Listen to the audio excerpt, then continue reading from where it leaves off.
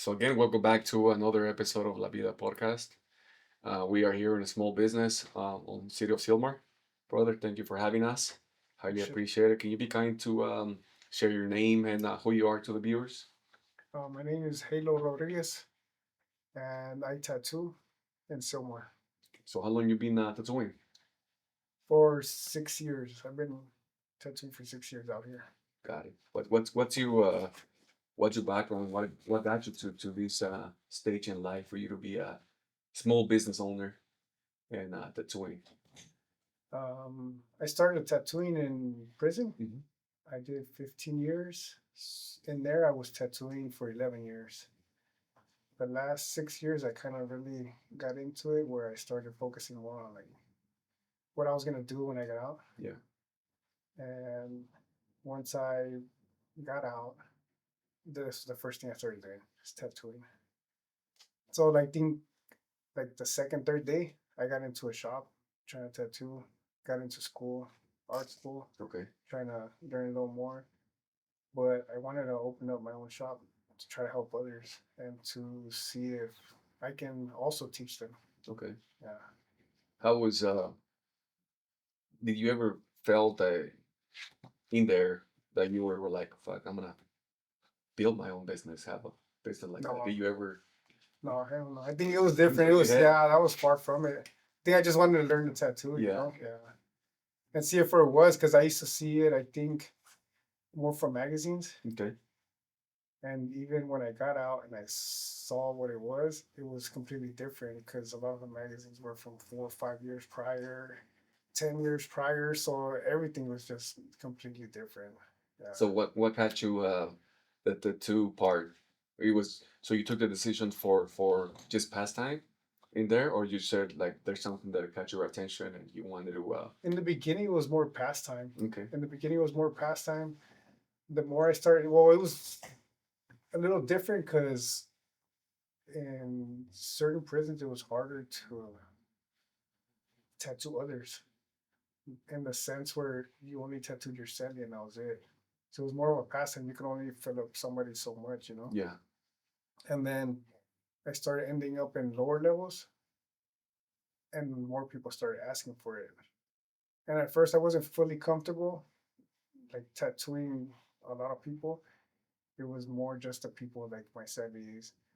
But I started to do it a lot more often, where I would tattoo other people in other cells, which was sort of how it is here. I feel where I'm tattooing whoever just walks through the door. Yeah. Part. And I think that was the hard part because when I got out, it was more of like people would ask me, "Hey, can you tattoo a rose?" And I'd tell them no because I wanted to learn the fundamentals. It was a little different for me. I always had that. I don't want to say insecureness, Hmm. but just something that I would always say like, "Oh, I don't know how to do it." Okay. Even though I have done it, but it was hard because it was I think they just tattooing a random person that came in. Oh, I see. Yeah, and that wasn't something I was comfortable with. I guess still Okay. like after getting out You in weren't 15. you weren't sure or you were doubting yourself type of I would, situation? yeah, there you go. I would doubt myself. Yeah, I Okay. would doubt myself, and I still kind of feel that I do it, but it's now it's more of just trusting my Your gut, yeah, your instinct. yeah, I feel it's a process overall for everything we do. Right? It's an yeah. experience, you know, releasing ourselves and make sure that we're comfortable with what we do and pretty much all of that. You know what I mean? And congratulations that Thank you you. drinking through. You know Yeah, what I mean? That's you, and you need to be proud of that, brother. You know what I mean? You make the positive decision, and you went through your struggles in life, and we pay for the consequences. You know, like we were chopping it up earlier. hmm, But the same token, out of that, the fruit came out, yeah, and this is it. You know, of making your decisions and building a small business that you created with that idea that came to life, and now you having workers with yeah, understanding the meaning of that. yeah. You know what I mean? So it's overall congratulations. So give us a little bit more, Brandon, of your youth. How was your youth? Where did you grow up and all of that? I grew up in West LA around K Town, Okay. MacArthur Park, People Union. Uh, yeah, it was. I don't want to say it was rough. I don't feel like it. I think what you learn there is more to kind of like glorify Okay. what you see. And survive the Yeah, which is that's all you see. It's different now, I feel, but you all you see is people affiliation. running around in the Yeah. street. Yeah, gang members. You'll see that shit. It was naturally. It was natural. Just seeing somebody like I remember just being young and looking out the window and people getting chased. Yeah. You know, people getting shot. And at some point, you would always feel like you wanted to be part of that. And there was nothing else. True.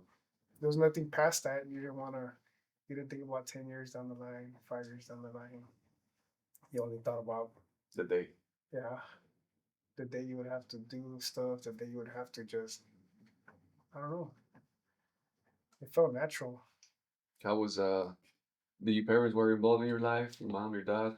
Yeah, my mom was. She was always there. She set good examples, but I feel like it doesn't matter. Sometimes certain things are either society that is corrupting you, sort of sense. Mm-hmm. Especially when you're young, I think like society, schools, friends, they have a True. big part in how you grow up. You know, my mom, she all she did was work. All she did was work, try to set a good life. She didn't give us everything we wanted because I feel she gave us what we needed, and she saw a future. Sort of how I try now. I try to see it like, oh man, like I want to give my kids everything, but at the same time, I have to save for this. I have True. to save for that. You know, I try to think more now, like 5 years down the line, 10 years down Very the line, always. the way she did. Yeah. But you don't see it as a kid. As a kid, you're like, oh man, she don't want to give me what I want, or you're like, I can't get what I want, so you want to steal stuff, you know, steal money, go buy a bike. I have a bike, I fucking stole this shit, you know, like I stole money to buy a bike, Yeah. you know, and then I got it stolen like a week later. But I think that's the hard part of growing up that you don't see the big picture. You only see what's in front of you. True. True. We just don't see overall the back part of the hard work that she was making. Yeah, You know what I mean? yeah, We just felt that as long as we have a roof in our heads and a hot plate, yeah, we still wanted more. yeah, Like, yeah, you're right. She did what she had to do. yeah. You know what I mean? And even at a young age, like my mom moved out here to Silmar maybe when I was like 12, 13. Mm-hmm. And she tried to still get me out of like what that area was, and I still went back. Yeah, I would just go live with whoever would take me, any friends, any family members. Go live on the street a little bit, you know. It didn't matter. Like, and I think that's where we don't see the sacrifice, you know, and True. all the stuff we put our family through. True. Because I put her through a lot. What was there anything missing uh, in that part for you to make those decisions? So you felt that it was just you being rebel and try to just I think at some point, like I said, like it feels natural to just do it. And at the same time, we try to live like well not everybody, but I feel like when we're younger, we don't see the consequences to it. You know what I mean? You try to tell yourself like, oh, nobody's in charge. yeah. Nobody's in charge of me. Like, nobody's gonna tell me what to do. You know. And when I was in prison, I used to have my cousin.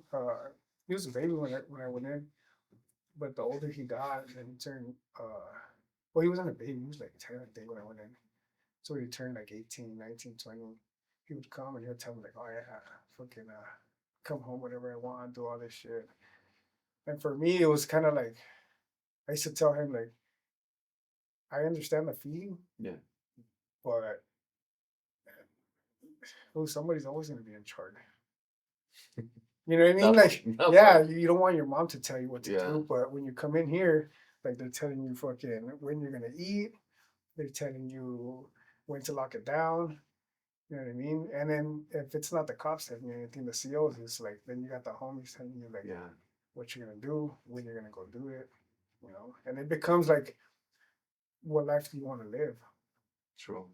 You know? Yeah. It's sometimes we just don't see overall the bigger picture of the meaning of life. You know what I mean? Yeah. We just go day by day, even though it was different times, different era. Yeah. You know what I mean? Yeah. No, definitely. It's more watered down, but at the end of the day, we go through certain stages in life.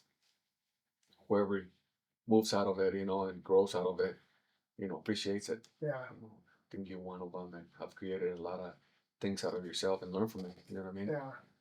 Out of what's the most thing that you have to remember from your youth and before you went to prison? Was there anything that it was overall missing from home that you were looking out in the streets, or you just felt like, I just want to go out and make a name out of myself? I think that was one, make a name, not being told what to do, and just doing what I wanted to do. Sometimes you felt like you wanted to be harder than others. You know, sometimes you felt like you just wanted to live with no rules, That part. and no rules. You didn't see it tomorrow. Yeah. You know, now that what we were talking about earlier is like you kind of trying to think of like what the consequences would be. Before when they'll tell you like you're probably gonna get life, but you didn't care. Yeah. Like fuck it, like yeah, give me life. Okay, but now it's like, and give me a year. It's like it changes everything. It Like, hits man, different. what did I do the last year? Like I did a lot the last year that I'm gonna lose. Yeah. I think we didn't have anything to lose back then. Now we have more to lose. Yeah, So that's why it hits different. You know what I mean? yeah. How do you now that you have a small business and all of that, where do you see yourself 5 years from now? How do you proceed with that? At some point, I think when I started the shop, I thought more about getting the shop out and like doing more for it. Mm-hmm. But the more I think I own the shop, because it consumes so much of you, like just trying to own your own business, it consumes a lot. You're here almost every day. You're doing all. Doesn't matter what happens. Yeah. I mean, it could be your day off, and you end up being here because something else happened. I think now, like, I try to make sure that my family's okay, that I spend some time with them, and my head is also clear. Because in the beginning of it, the process, I felt like I couldn't even tattoo because my mind was just so cluttered. Why is that? Like I said, there's always bills. There's always either if you want to like look at it as drama, either inside or outside. Mm-hmm. And right now, I think I'm just focusing more on just the tattoo part and hoping that I get better at tattooing and that the people that are here also see it so that they can push themselves and want to produce better stuff. Now I see it that way that like if I become good and I do better work and I also like we were talking about treating people Mhm. different, like with respect, then people would want to be here. Correct. You know? Try to lead by example. Yeah. So now I try to look at the shop more like that, where I'm gonna focus on myself, focus on all the things that I do, and that way others will see that as an example. That's a great idea too. At the end of the day, not just being someone that owns a business, it's just sending that message Yeah. to the future youth Yeah. and people that want to follow your steps on any way, shape, or form. Mm-hmm. You know what I mean? Yeah, because sometimes people tell me like, "Oh, you own a shop," and I think like as a person, you still have to take account and make certain decisions for yourself True. because everything else is just a title. Yeah. You know what I mean? And you can be a person that owns a shop that's a dick. You know what I mean? A lot of them. Yeah, and then you can also be one that at least does good quality work, and then you can be one that does good quality work and is also like a good person. I mean, we've done a lot of bad in our life. True. I feel like now I'm just trying to do good. Yeah. I'm just trying to set an example for the kids, That's good. my kids. I'm glad you passed that and make something out of yourself and you have your family helping you with that and overall it's you Yeah. making those proper decisions. Um, how was your transition when you got out after doing that amount of time? You got out, you're out in the streets. What was your first plate? I think it was hard. Now, first play, man, I think we went to Ocha. Osha. I can't remember which one though, but yeah, we went to Ocha. Yeah, I went up with my mom, the kids, My homeboy, one of my homies that I was in there with, Yeah. not from my neighborhood or nothing, you know. We just became really good friends. So, Yeah, he came to come see me, and he picked me up because right before I got out, I ended up in the hole. So what ended up happening to me was I was in one prison, and like the day before they shipped me to another one. what the? Yeah, because the my parole officer had to come get me, Okay. so I had to do like an in custody release. Mm-hmm. So my mom was in San Diego, and she called him. She's like, "Hey, yeah, I think you have to go pick him up." I got released from Chino, and so he was over there, and then neither of them could come get me, and they had to come back to Van Nuys to come pick me up. Wow. Yeah, but we went with him. We went with them. That was the first meal we had. How was your transition with that part? Were you afraid? You know, after 16 years, like you said. I think In it was hard. Yeah, it was hard because you're used to being alone in a sense. I always kept to myself. You know, it was hard going into the first shop, showing them all my work. It was hard finding people to tattoo. Even when I would go out, I think it was different because, like, I think we went to one of my homies took me to an art event, and we went. And when I was there, I felt like, damn, I think I'm in the right place because everybody's tattooed. You know, Okay. everybody's tattooed. I was like, oh yeah, I think I feel a little more comfortable here because you feel like you're back in prison, but then you realize like this is just how everybody is. Everybody's Yeah. tattooed now. It's not the way it used to be. You know, Correct. before it was just certain individuals who had it or people that live a different lifestyle. Yeah. Yeah, so it was difficult for me, you know, because I would see that, but I felt like you always want to feel like you belong somewhere. I think that feeling never goes away. True. Like just when you were younger, you felt like you wanted to belong part of something. When you grow older, you feel like you want to belong in a group, even if it's a small handful of friends, you know, That's that right. do the same thing you do. Yeah, you're right. When once you're out, you know, you're home and probably no sleep, looking at the ceiling, you felt that you want to go back to what you were doing before, or you felt that it was time to make a change out of you, you know, and do something different. No, I felt that. I feel that I never wanted to go back to doing what I was doing.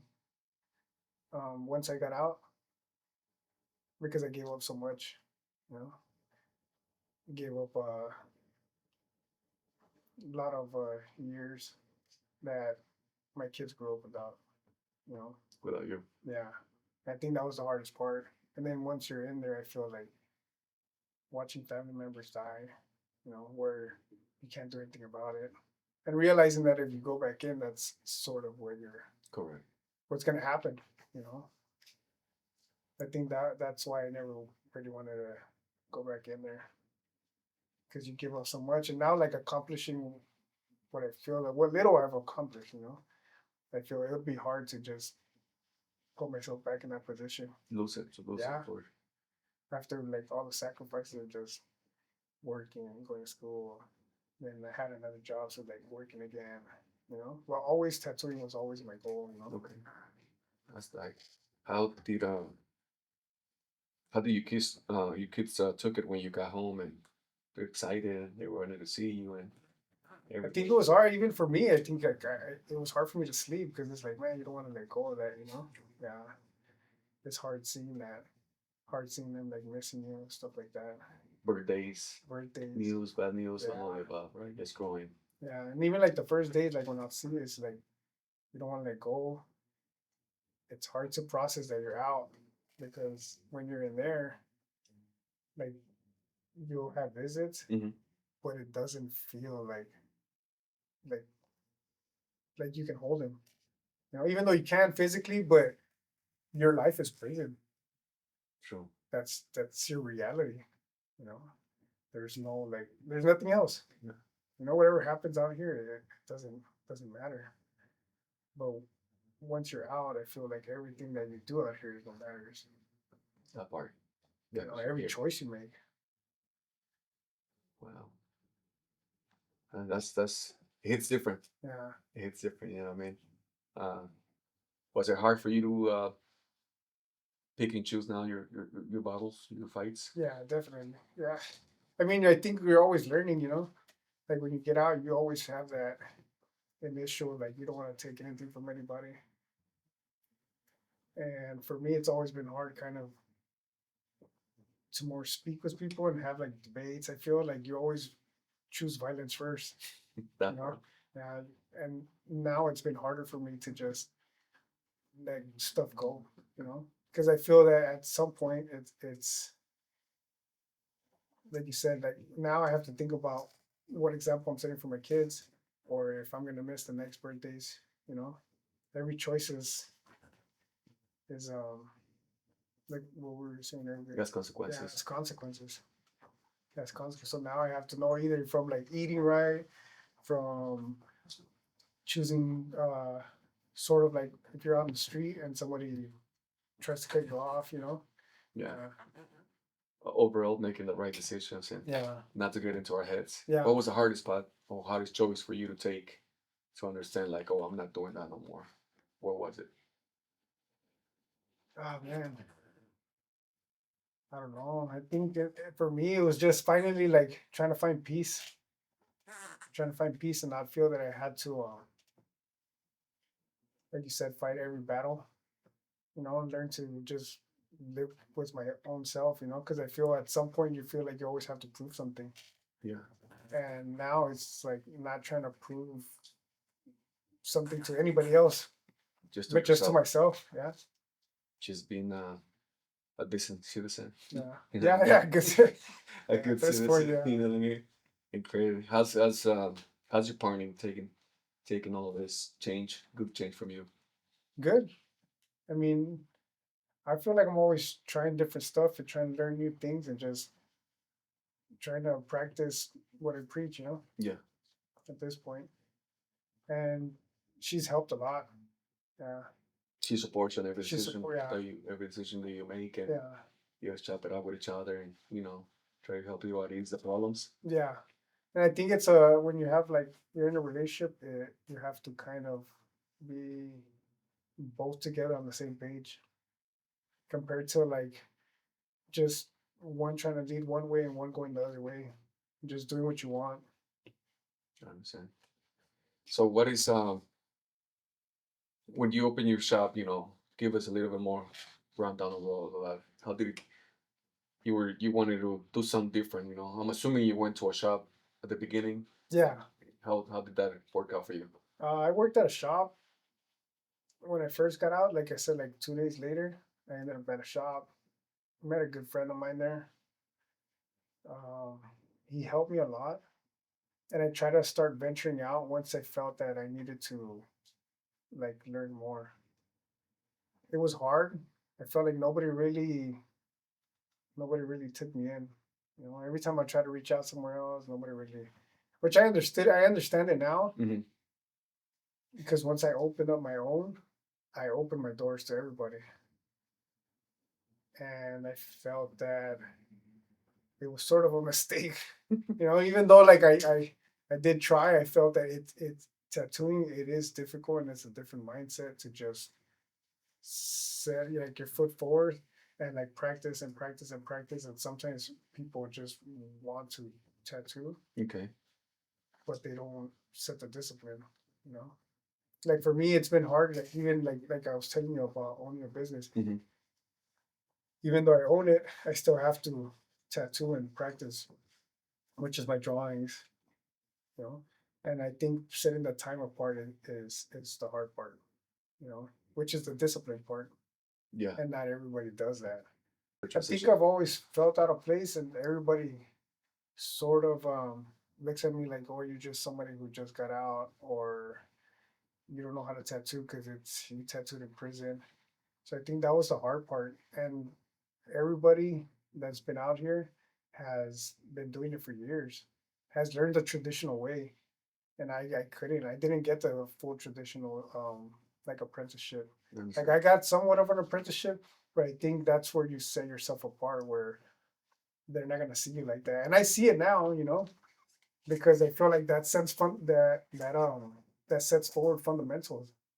You know, like learning how to do like flash, learning how to color, learning how to like do the technical aspect. I feel like I'm barely learning it now. Even though I've been doing it for 6 years, I feel like you're always learning, you're always learning, you're always learning. And a lot of people just don't see it that way. They feel that they learn a little bit and then that's it. Yeah, You know? it's always a learning process on a daily basis. Yeah. You learn every day. There's something new in the middle, some new stuff. Yeah. You know what I mean? What was your first in there in prison? What was your first tattoo gun? I think at that point they still had they have Walkmans. I know, I think it was CD players. Yeah, just the little CD players, the Jolly Ranchers. I have it right here. Okay. Yeah, You yeah. want to show it to the Yeah. camera? They ended up doing it after like tattooing it like 10 years, Okay. because I felt like finally like you earned something, you know, which is I think like what how I was explaining earlier, where we all feel sort of entitled.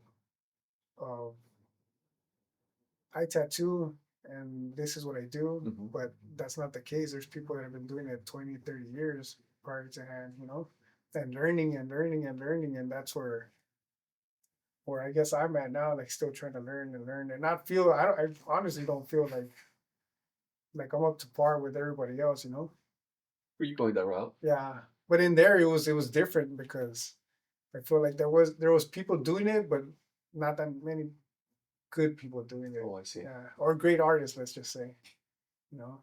And so in there, you separated yourself fast. If you were good, you separated yourself. So I did like tattooing in there. Like I felt people sought you out. Okay. Yeah, people knew who you were. I used to run into people who just did talk about my work, or other cellies who ended up running into people I knew when I was a kid. Just Yeah. from the artwork. Somebody would ask them, who did that? And then they'll say my name and they'll be like, oh shit, I know that from elementary. Which was like one of our experiences. Right. Yeah. That's it's different. Were you proud of a lot of your work inside, and you're like you felt that it was good work overall? Towards the end, I started feeling that because I feel like I've always grown. Mm-hmm. Just like my last tattoo, I'm always gonna be proud of like all of them, but I feel the more I learn, the better I get. Okay. So I feel like the last one is I think it's something I told one of my old studies too that I ran into later down the line at a different prison, where I feel like the last tattoo is what matters. Last tattoo you did. It's not like what you did a year ago or 6 months ago. It's your last one. Yeah. Because you should always be growing. True. Your work shouldn't look the same from 5 years ago or a year ago. It should always, which I feel that's where I'm at now. Where if I look at something from a year ago, it's like, it's cool. Like, Yeah. I mean, I appreciate everybody who gets tattooed by me. But if it's not looking better a year from now, then I gotta figure out what I'm doing wrong. That part. I think that's good. You want to always improve and become a better person and a better artist, right? Yeah. So as far as like tattooing in there, I feel like my last alley, I did his whole back, and now that one was cool. How long did that take? I think like 2-3 months, like 2-3 months. Yeah, because I did it. I tried to do it the way people would do it out here with fat outlines, Okay. and yeah, so I had to outline one part, outline the next part, and then like wait for it to heal, and then go over it again. Fill it all in with a single needle, and then wait for that to heal, and then start on one side. Yeah, it took me a minute, but What was the whole process? it was a lot. I mean, because in there you can just like print it out. I had to grid everything, stencil it one way, stencil it another way, finally get it on.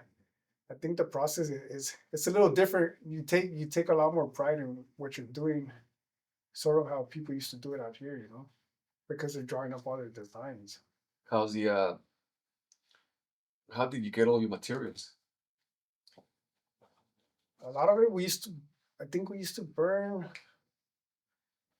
in certain prisons like hair grease. It depends where you're at because when you're in like higher levels, like Mhm. level fours, like you don't have that much material. Like you can't get baby oil. Like example, your Shelly that you hit Like back. that one. I had one celly who had ink from the streets. Okay. So part of it I did it with that, and another part I did with Black Cat, I think. Because at that point I was out of state. Okay. Yeah.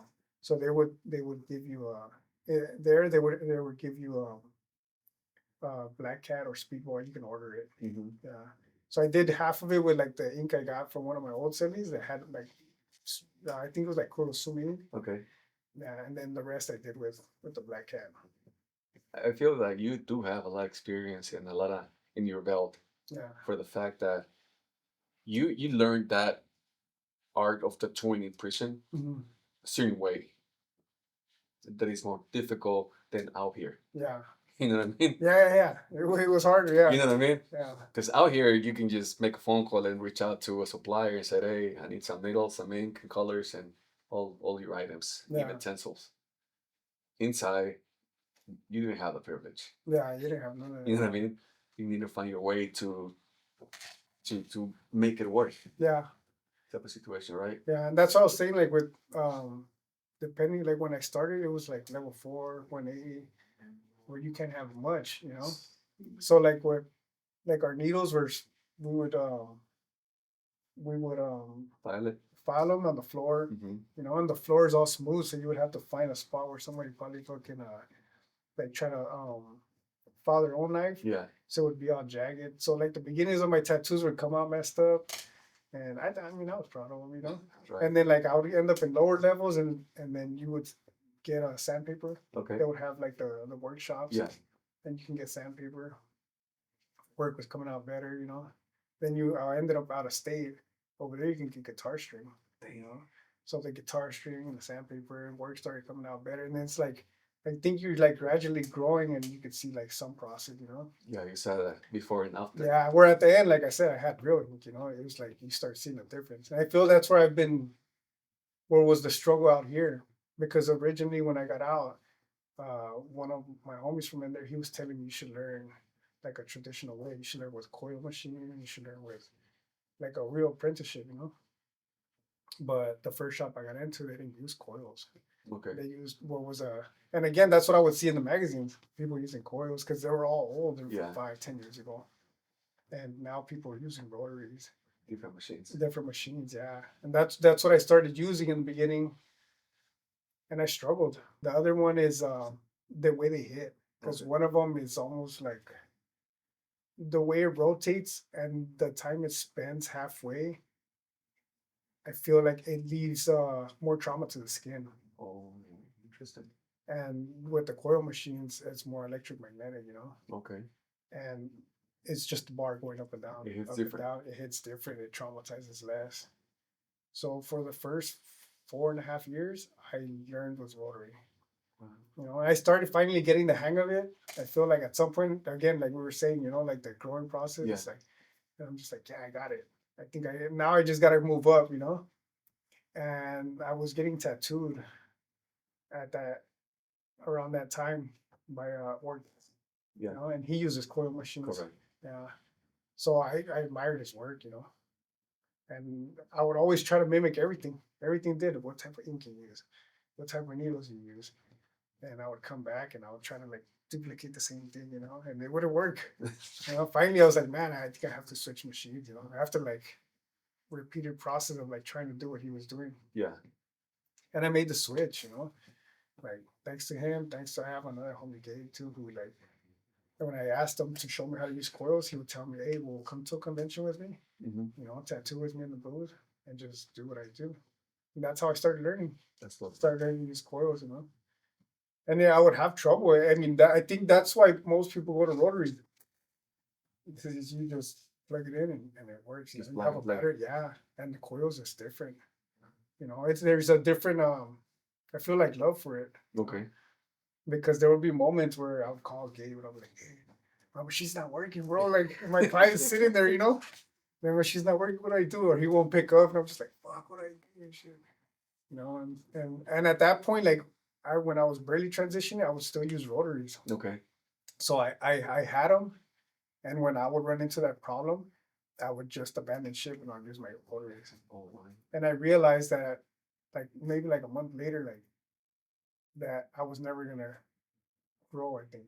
Okay. So what I did was I sold all my rotaries. I gave away all my cartridges and I only used coils. So if I ran into a problem, I was gonna fix it one way or another. That part. You know, and I think that's the like more of a how we look at life, you know, Okay. where like things get hard and you want to bend the ship instead of just pushing forward, figuring out a way, finding a solution, you know. Yeah. And that's what coils has. I feel like that's what's also helped me, you know. Like some people just look at it as like, oh, it's just another machine, or this one works better, that one works better. It's not. It's almost like pushing yourself to learn new things, to restart a learning process. You know, because I felt like I learned something with rotaries, Hmm. and I was already like, I don't want to say getting good, but I was improving, and I felt that I was on a path, and I had to restart it.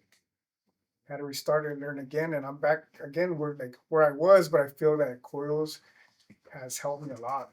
Understand like more than just tattooing, you know, Okay. even how people make them, they hand make them, you know. So I started learning about that and reaching out to different builders, and we Okay. started to appreciate like tattooing.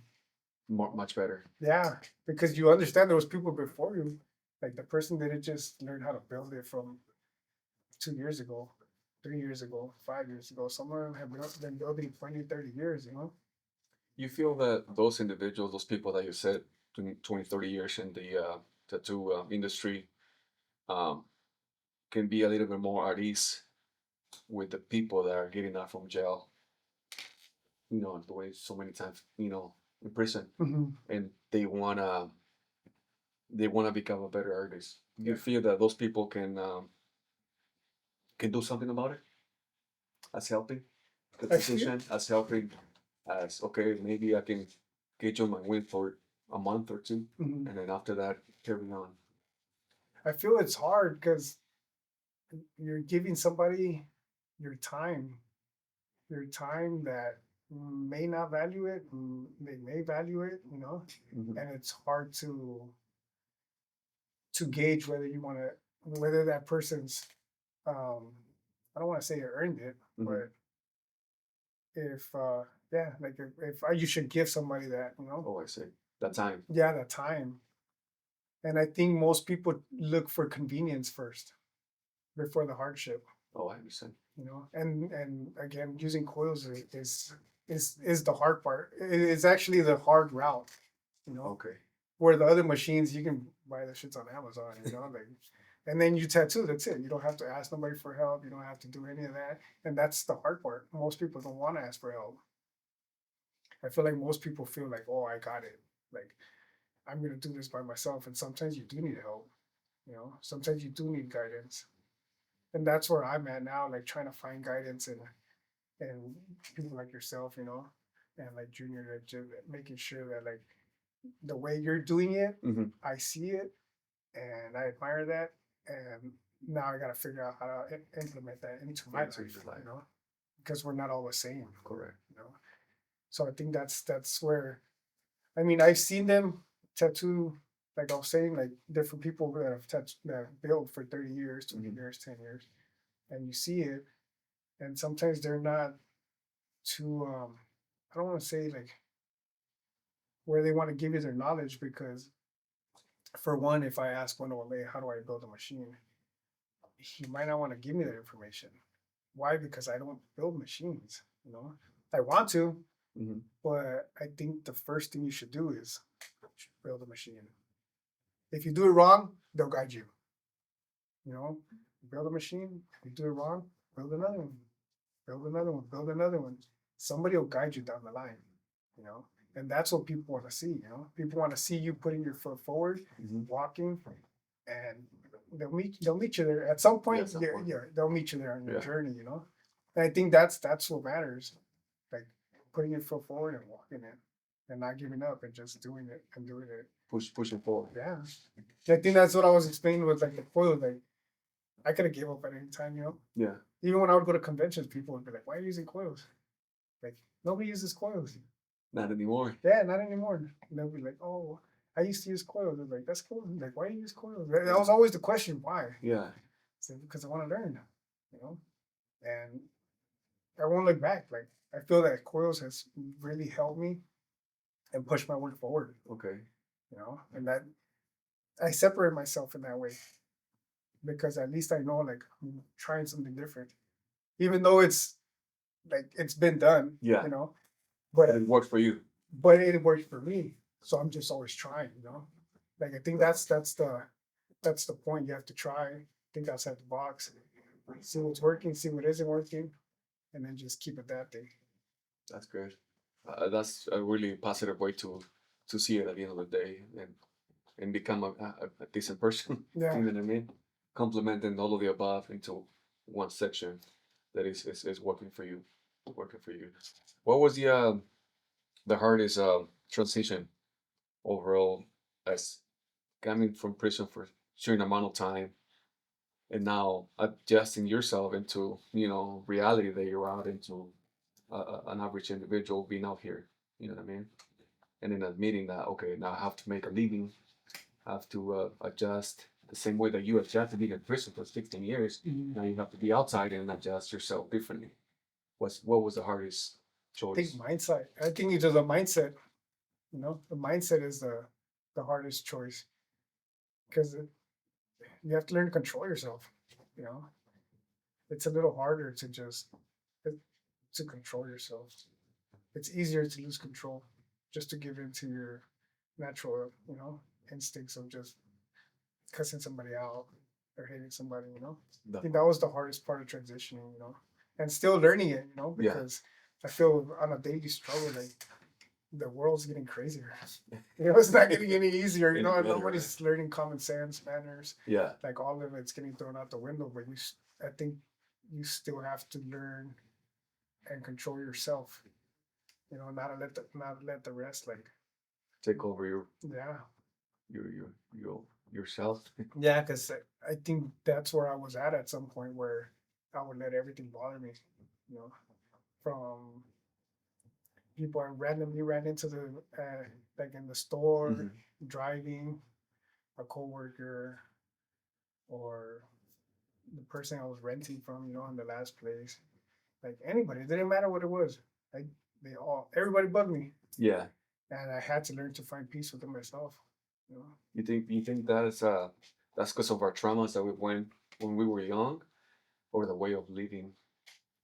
I think that part it does have to have with our traumas. I think it always gonna play a big part, everything. But I feel that we still have to make our own decision. We can't keep blaming mom, dad, you know, sister, brother, That part. you know, Yeah. the cops. I mean, like Yeah. it's at some point we have to grow up and accept that, like we're in charge of our own life. Yeah. You know, Now own decisions too. yeah, our own decisions, everything, even from how we raise our kids. You know, like yeah, I think that we can do our best Hmm.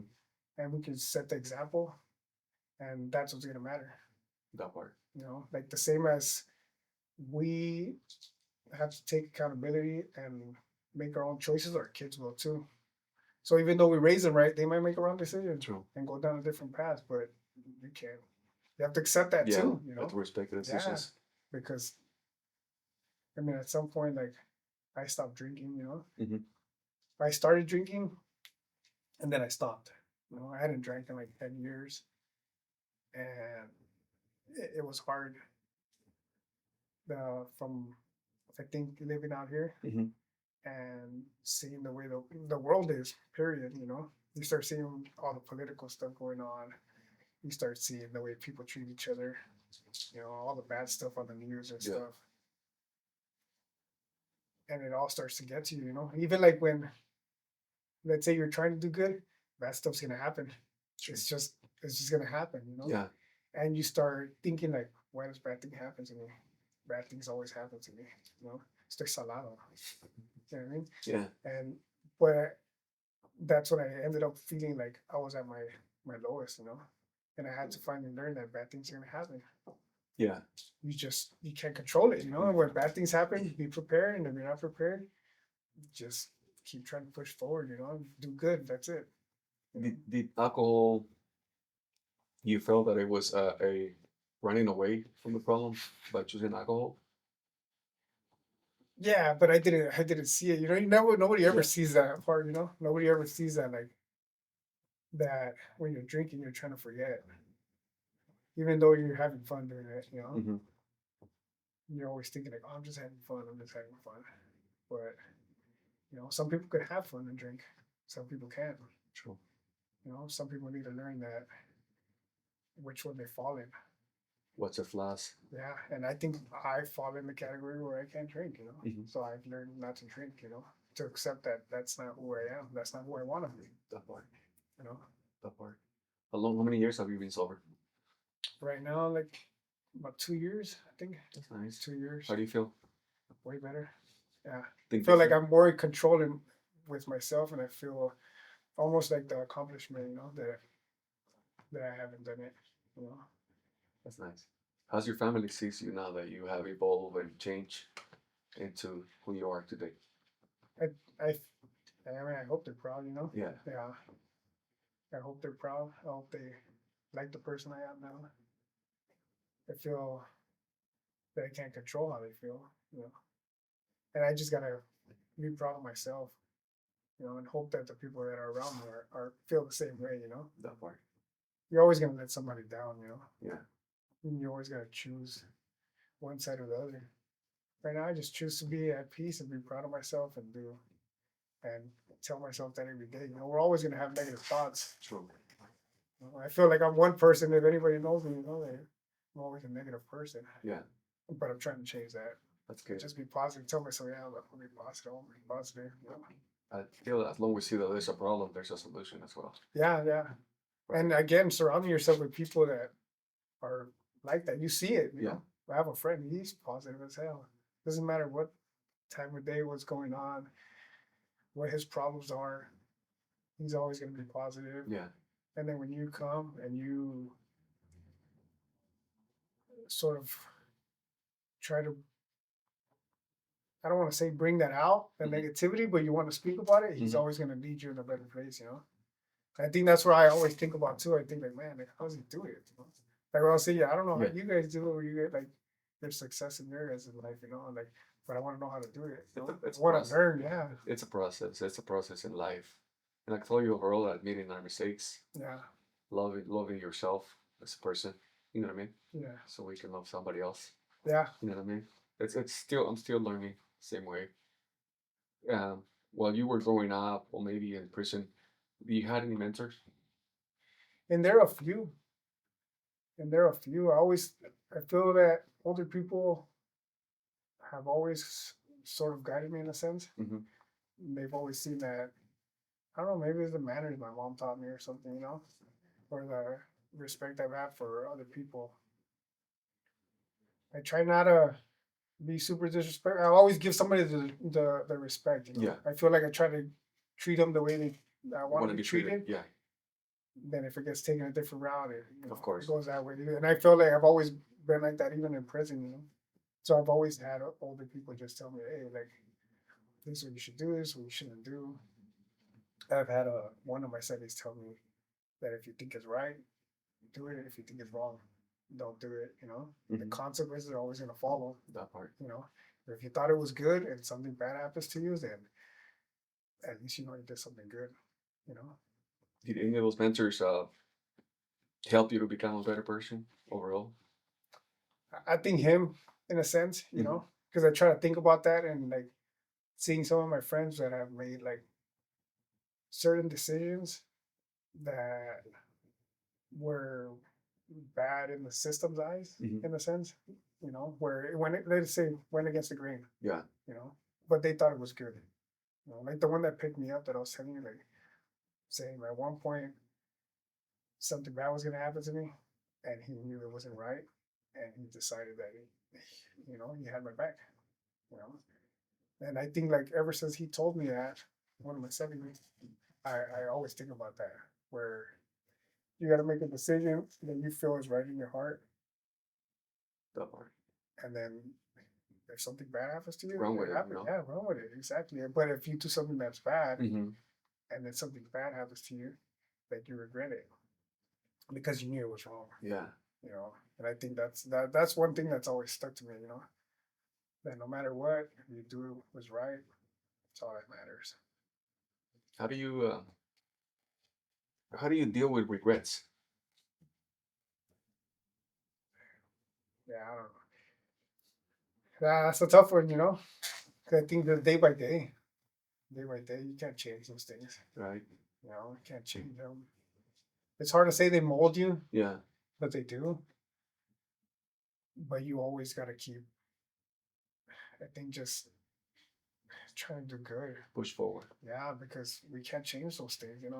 Some of us were young, some of us are older, and we're still gonna make mistakes. True. I think we're all gonna live in a regret. I once told myself like, I think one of my cousins asked me one time like, "What do you regret?" And I told her like nothing. You can't. It's hard. Like Yeah, really, you feel bad, but we wanted to do it at the time. yeah, and you can't change those No, things. Yeah, you can't change any of those things. So how are you gonna live in that regret? How are you gonna pay? How are you gonna pay for that? hmm, You can't. You just gotta keep moving forward. push it. Yeah, and do, like I said, do something good because that's all we're gonna be remembered by. Shit, you know. That part, that part. We can leave good memories or bad memories, Yeah, right? It's up and to we're gonna us. live both. You know, our friends will talk about good stuff, Yeah. and people that don't like us are gonna talk about bad stuff. Yeah, Either one, just choose one. it's true. Hopefully, they're more good than bad. How old were you when you got it? When you got in? I was 19. 19. 19. Yeah, I got out when I was 34. 16 years of your life that Yeah, change you yeah, and make you at the same time. yeah, yeah. That's what my wife always tells me. She's like, you probably wouldn't be where you are now, Hmm. which is true. Probably would have just still been drinking, probably getting high, running around the street, Yeah, trying to prove something. Now I've learned it, I've seen it, and I just try to adapt to whatever's going on now. that part. You know, That's nice. When you were younger, you know, when you maybe 10, 12, 15 years old, if there was an advice that you wanted to give to the young kid at that time, your own self, what would you think that would be the advice that you want to give to your own self?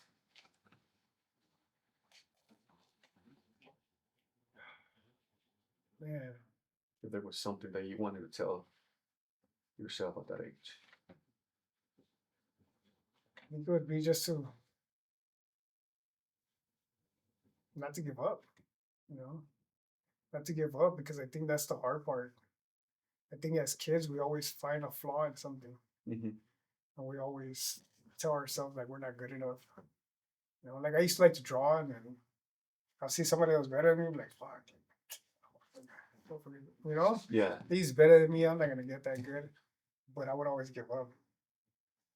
Same as tattooing. Like yeah, I always feel like, man, somebody's better than me, but I'm just doing what I like. I'm not giving up. 'Cause I feel like I'm not at this point. I'm not in competition with anybody. I'm just, just with yourself. yeah. I think that's where we need to learn as kids. Just do something, practice it, discipline yourself to it. And that's it. Just keep moving forward. Don't give up. Don't give up. You know. That's a great advice at the end of the day. You know what I mean? Like I told you when we walked into your business, we don't want to change the world with this interview or with the podcast itself. That's what we call La Vida podcast. We just want to make sure to give a you know an advice or an experience to the one viewer that can change their life. Yeah. They can probably see themselves within your shoes and says, "Oh, he made it."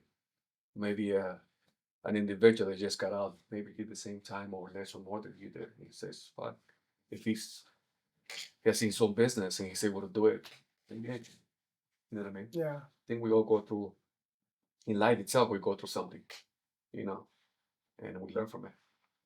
And if we are able to give an advice from that to any of the viewers and tell them that there's a light at the end of the tunnel, that's a plus. Yeah. You know what I mean? That's definitely good. Even if you change it, there's like at this point it's kind of hard because if you change it, it's almost like saying like I wish I wouldn't have been with a certain person. Right? If you wouldn't have been with a certain person, and let's say you had a kid with that person, you wouldn't have that kid. You know. So like if I would change anything, like what would I change and how would it really affect my life? You know. But if I did decide, hey, you know what, like I wouldn't have lived a gang life. But like, I ended up becoming, I don't know, a lawyer, but then died at like 22 or Yeah, something. You know, like there, whatever you change, it's always gonna lead down a different path. You know, definitely. that's gonna be the hard part. Where if you change it, you're not only changing like into a good future, but you can erase your future. Yeah, Yeah. And for me, like what I've been through and where I'm at, I feel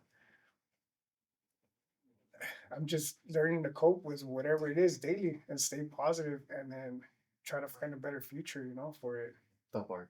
You know, I was asking you, well, we were talking about overlanding and stuff like that. Like for me, I feel that that's something I want to do. Yeah, Something I've never done, which is now is like, how do I do it? So now I have you guys like, hey, how did you guys do it? Like, where do you guys go? And like, there's the things that now you just have to look for newer memories, that part. newer experiences that you were never gonna have. Yeah, You know?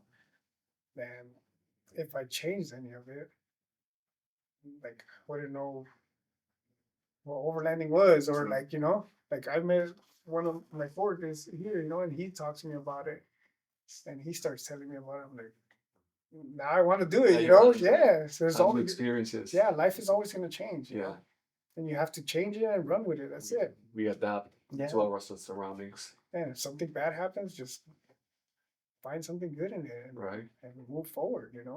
I think that is overall the experience that we gain uh, from the lifestyle that we got. Yeah. You know what I mean? Yeah. I always tell my wife about it too.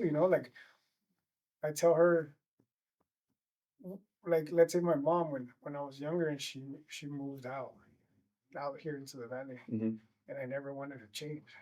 You know, and in there you learn like you go from one place to another, from another, and you're always moving. Yeah, You know, like you're always getting transferred, you're going somewhere, meeting new people. And now I tell her like, hey man, like we would decide we want to leave to another state. Like it's not a decision for the kids. yeah, It's a decision because we feel it's a better life. You know, and we learn to adapt in a sense where now we're trying to teach our kids like what it is to adapt, what it is to be positive, what it is to like come out of hardship, that part. and I think that's all we're trying to do is to set the example and show them like other people can do it. Yeah, Like we move from place to place. I'm sure there's other people that kids that were taken out of like a neighborhood, where they ended up in a good place and then they learn to adapt. Those are the people that make it. Like if I would have adapted maybe when I was younger, like again, maybe I wouldn't have led that down that path, but I didn't want to adapt. yeah, And that's where we're at now. Where we're like, I feel that if we don't adapt, we yeah, sink. definitely. We sink. Evolution at its best, right? Yeah, Evolution at its best. Yeah, definitely. Everything. We grow, we change, we try to make things better, try to make the best out of it at the end of the day. yeah, You know what I mean? And I'll tell you from the get go, congratulations on what you overall have created. Your decisions have made consequences, and these consequences are positive. yeah, You know what I mean? Not just for you, for your kids, that they see that even though they didn't have you for a certain amount of time, but now you're here and you're making the best out of it. You know what I mean? And yeah, I appreciate that. Make sure that you give you know enough effort for what you have done, because this is all you and your partner as well. yeah, yeah. She's a big help me with a big part of it. It's a big role of it. Yeah, my mom being supportive, you know, still also like thinking I could do good, Hmm. because some people give up, That part. give up on their kids, give up on all their. It's just overall, it's a lot of things, because giving up is just not just giving up, it's just putting ourselves into drugs, going back to the same Mhm. thing, alcohol, you know what I mean? Yeah, And it's just overall, it's a lot of more deep things than that, but making stopping doing that, yeah, that's says it all, yeah, you know what I mean? Trying to change within you to become a role model to overall to yes to your kids, yeah, you know what I mean? Break the chain and so they can see that uh, you pay for your mistakes, but now you're here mhm. to become a better person. So again, with that being said, thank you for having us. Thank you for showing out your business and overall sharing your story of life. So I No, really thank you for appreciate it. coming, bro. I appreciate the fucking Gracias, opportunity. I'm gracias. working out. With that being said, is if anybody wants to get at you for a tattoo appointment or at least see your art, is there any media phone number that you want to share to the viewers? Instagram is Halo_Rodrigues, and the shop is Birds of Sin Tattoo Parlor. If anybody wants to reach out to him and get an appointment or at least talk to him, feel free to do so. With that being said, people will respect you as much as you respect yourself. Thank you for the opportunity. Have a great rest of your day.